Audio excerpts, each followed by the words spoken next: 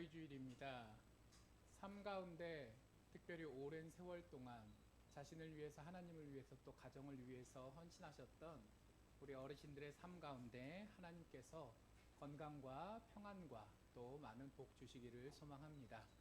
또 이 자리에 우리 후대들은 그리 많이 앉아있지 않지만 서로가 서로에게 이렇게 한번 칭찬해 주셨으면 좋겠습니다. 잘 해오셨습니다. 자, 그리고 한 번 더 하겠습니다. 앞으로도 잘 부탁드립니다. 자, 앞으로도 잘 부탁드립니다. 한 번 더 인사하겠습니다.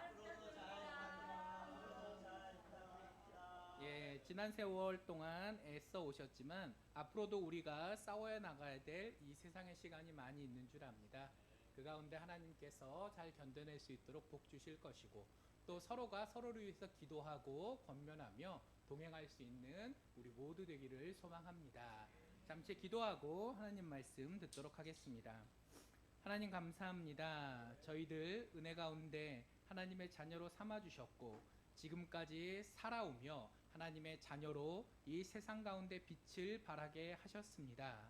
아버지, 그 은혜 감사드리오며 앞으로도 천성문 앞에 서는 그날까지 비록 이 세상에 이런저런 일들은 있을지라도 하나님께 칭찬받는 자녀로서의 삶 계속 살아내기를 소망하오니 이 시간 말씀을 통하여서 저희들에게 힘을 더하여 주시옵소서. 그래야 주실 줄 믿사오며 이 모든 말씀 예수님 이름으로 기도합니다. 아멘. 요즘 물가가 이것저것 많이 오르는데 기름값도 계속 오르는 것 같습니다. 유류세 깎아준다고 해서 아직은 깎아주고 있는 상황이거든요. 이거 유류세 깎아주는 거 끝나면 휘발유 그 주유소에 넣을 때 보니까 이제 2,000원 될 판이에요. 휘발유 값도 많이 올라가고 있습니다.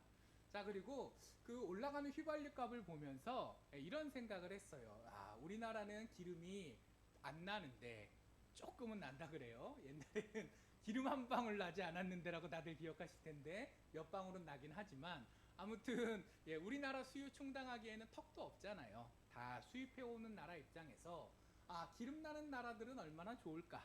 그리고 그 나라 백성들은 우리만큼 기름값에 부담 가지지 않고 좀 편안하게 쓸 수 있을 테니까 조금은 삶이 편안하겠다라는 생각을 해봤습니다. 자, 그런데 제가 얼마 전에 이제 어디서 배운 게 있는데 정작 그 기름 파는 나라 제일 대표적인 나라 어디 생각나세요? 사우디아라비아 생각나시죠? 기름값이 오르면 오를수록 어느 나라는 더 잘 살아요? 사우디는 더 잘 살 것 같은데 전혀 아니올시다 라는 상황을 알게 되었어요. 사우디가 옛날에 인구가 1,000만 명 정도였대요. 근데 이제 먹고 살만하니까 인구가 점점 늘어나서 지금은 3,000만이 넘는 데입니다. 인구가 3배 늘었어요. 몇십 년 사이에. 근데 문제는 그 사이에 우리가 볼 때는 기름값 2,000원 하면 엄청난 것 같은데 70년대 오일 쇼크 났을 때나 기름값 한참 올라간다고 난리를 쳤을 때나 사실 최고 기름값은 그렇게 차이가 안 나더라는 거예요. 그동안 물가가 얼마나 올랐습니까? 옛날에 70년대 10,000원 들고 장 보러 가시면 장바구니 푸짐하게 들고 오셨죠. 근데 요즘 10,000원 들고 장 보러 가시면 어떻게 되죠? 호주머니에 넣고 오면 끝이죠. 자, 그렇게 물가가 올랐는데 그 수십 년 세월 동안 기름값이라는 거는 그렇게 별로 변한 게 없더라는 거예요. 먹여야 될 입은 3배로 늘었는데 기름값은 쓰는 우리 입장에선 좀 비싸다 싶지만 나라 운영해야 되는 사우디 왕실 입장에서는 생각만큼 팍팍 올라주질 않아요. 그래서 이것저것 기관도 만들어서 기름값 좀 높게 유지하려고 노력들을 했는데 아니 글쎄 미국에서 기름이 펑펑 나기 시작하는 겁니다. 그래서 지금은 세계 최대의 산유국이 미국이래요. 그래서 미국은 이제 더 이상 중동에서 석유 수입하지 않아도 먹고 살만 하대요. 자기 쓸 만큼이 나온대요. 그러다 보니까 생산량은 점점 늘어나고 그리고 그래서 가격은 점점 떨어지는 쪽인데 먹여 살릴 입이 계속 늘어나니 사우디 정부도 힘들고 사우디 백성도 우리가 생각하는 것만큼 쉽게 살지는 못한다라고 합니다. 자, 이런 게 전형적인 외화 내빈인 것 같아요. 겉으로 볼 때 뭔가 있어 보여요. 잘 사는 것 같아요. 근데 안으로 들어가면 어떻게 되죠? 별거 없고 인생은 언제나 힘든 겁니다. 자, 세상에서도 이런 부분들이 많이 있어요.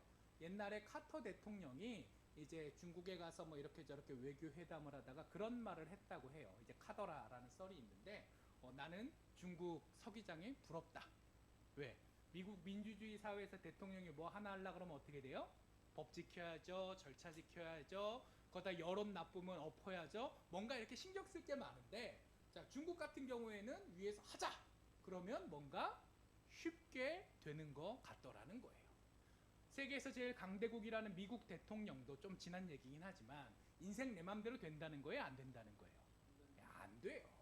나라 차원에서도 그렇고 개인 차원에서 그렇고 겉으로 볼 때 좀 그럴듯해 보여도 실제로 인생에는 이런저런 어려움들이 많이 있습니다. 자, 그리고 세상 사람들이 이렇게 어려우면 우리는 어려울까요? 안 어려울까요? 어렵겠죠. 우리도 사람인데. 근데 신앙인은 이런 기본적인 인생의 어려움에 더해서 신앙적인 어려움이 하나 더 추가되는 것 같아요. 세상 사람들은 이 외화 내빈 겉모습만 잘 꾸며도 그럭저럭 뭐 이만하면 성공한 삶이자면서 버틸 수 있습니다. 자, 근데 신앙인들은 특히 믿음이 점점 커져갈수록 어떤 압력을 느끼게 되죠? 세상 앞에서 그럴듯한 모습을 보이는 것도 당연히 중요하지만 그러나 내가 하나님 앞에서 하나님의 사람으로서 제대로 살아가고 있는가? 이 문제에 대한 고민이 하나 더 추가되는 거죠. 그리고 사실 뭐가 더 힘들까요? 세상에서 열심히 살아서 남들 보기에 저 정도면 그럭저럭 잘 산다라고 하는 게 쉬울까요? 하나님 앞에서 하나님의 자녀로서 100점은 안 돼도 한 90점은 되지 않겠습니까? 라고 할 수 있는 게 더 쉬울까요? 어느 게 더 쉬운 것 같으세요? 세상의 기준이 훨씬 편안합니다. 하나님 앞에서 내가 제대로 살아가고 있는가라는 걸 고민하기 시작하면 사실 편안한 마음보다는 스트레스도 좀 받고 마음이 어려워질 때가 있어요. 자, 그래서 인간은 누구나 다 인생의 짐을 짊어지고 있지만 특별히 하나님의 사람으로서 살아가는 우리들은 하나님 앞에서 어떻게 살아가야 될 것인가 라는 것도 고민해야 되고 이 두 가지 짐을 동시에 짊어매고 사는 그런 사람들입니다. 자, 그러니 쉽겠어요? 어렵겠어요? 갑자기 침울해지셨어요. 아까 사우디아라비아 얘기 나올 때까지는 괜찮았는데 자, 마음이 무거우시잖아요. 말씀을 들으시면서 마음이 무거우시잖아요. 세상살이도 쉽지 않은데 제대로 신앙인으로 살아간다는 게 얼마나 힘든 일인지 우리 성도님들께서도 이미 잘 느끼고 계시는 것 같습니다. 자, 그리고 그 고민 가운데서 몸부리쳤던 사람 하나가 오늘 본문에 등장합니다. 자, 누가 등장하죠? 삼손이라는 이스라엘의 사사가 등장해요. 자, 이 삼손은 단지파 출신입니다.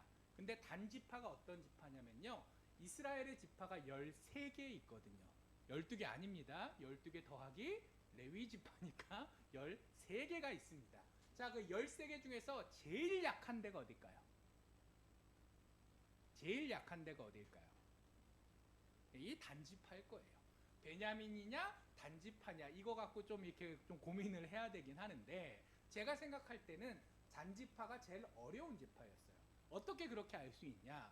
오죽하면 하나님께서 이 땅이 너희들이 살아갈 땅이다라고 주셨는데 그 땅을 못 지키고 블레셋한테 뜯겨가지고 눈물을 머금고 저 북쪽으로 도망갔어야 되는 거예요.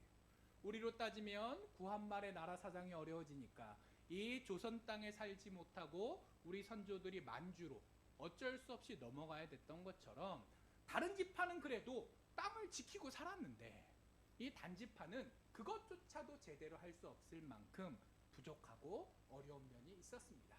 자, 그리고 그런 상황에서 우리가 또 삼손하면 기억나는 게 뭐예요? 첫 번째는 힘, 두 번째는 뭐죠?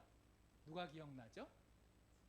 드릴라가 기억이 나요. 감사합니다. 대답이 안 나오면 어떡할까 걱정을 했는데 자, 삼손하면 자동으로 따라오는 게 드릴라예요. 삼손은 외로운 사람이었습니다. 자, 그래서 여자의 약한 사람이었어요. 결국 그의 인생은 들릴라로 인해 파멸했지요. 그만큼 그의 인생은 약소지파로 태어났다라는 어려움, 그리고 여자의 약한, 그거를 꼭 나쁘다고만 그냥 사람이 들댔다라고만 하기에는 사실 좀 더 복잡한 부분들이 있었거든요. 자, 그래서 이걸 이렇게 이해할 수도 있을 것 같아요. 그만큼 삼손은 외로움 가운데 연약한 사람, 그러나 그 가운데서도 자기 일을 하기 위해서 노력했던 사람이다라고 볼 수 있습니다. 그걸 어떻게 할 수 있냐면 예수님 빼고 세례